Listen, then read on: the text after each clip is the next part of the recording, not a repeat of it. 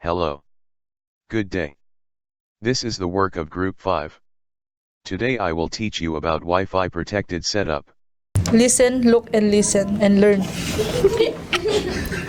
While setting up security on a router is not really that much of a big deal, it can become kind of a pain to have to transfer all those wireless security settings such as the SSID, the encryption, and especially the key to other workstations.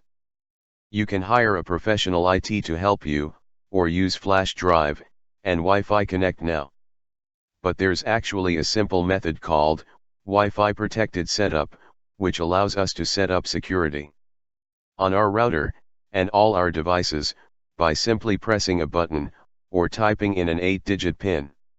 Now there are a number of caveats to this method, but once you get past those, it's a simple matter of either pushing a button, or typing in the PIN, and your SSID, encryption type, and security key are all generated automatically for you. Let's cover some of the basics of WPS now. WPS stands for Wi-Fi Protected Setup. It is a wireless network security standard that tries to make connections between a router and wireless devices faster and easier. It's designed to eliminate errors through mistyping and confusion using a simple PIN or push button. The SSID, encryption type, and security key are all generated automatically. WPS works only for wireless networks that use a password that is encrypted with the WPA personal or WPA2 personal security protocols as a default. WPS doesn't work on wireless networks that are using the deprecated WEP security, which can be cracked easily by any hacker with a basic set of tools and skills. Now, one of the downside is, all the devices that you are using must support WPS. The exception to this is Windows 7.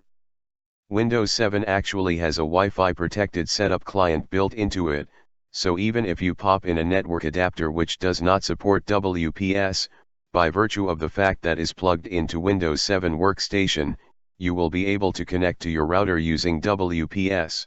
Some of the technical details of WPS are: you have a registrar, and an enrollee. Typically the AP or router is always the registrar, and the clients or wireless devices are the enrollees. There are situations, however, where you can actually configure your router from a client, such as Windows Vista, or 7, in which case the computer is the registrar. Since WPS supports multiple registrars, it's really not that important to get all hung up on which one's the registrar, and which one's the enrollee. As long as you follow the simple workflows that I'm about to demonstrate for you, you shouldn't have a problem.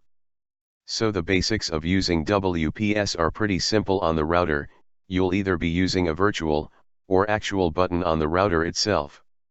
If you choose to use the PIN method, there will usually be an 8-digit PIN on the bottom of the router.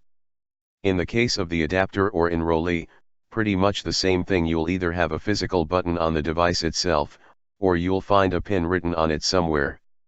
Now, in the case of devices which did not enter the market as WPS certified, some manufacturers have created software, which includes a PIN and a virtual button you can use to associate with your router using WPS.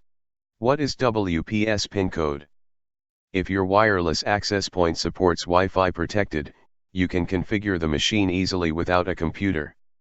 The PIN, personal identification number, method is one of the connection methods developed by the Wi-Fi Alliance. How WPS PIN is generated?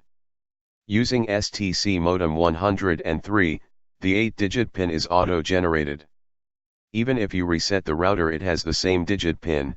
Even when you change the WPA encryption and put a password, the WPS PIN is constant. How to hack the 8 WPS PIN to connect in WPS?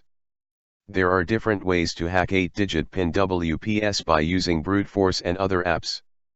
But you can also use root at Kali to generate different 8-digit PIN.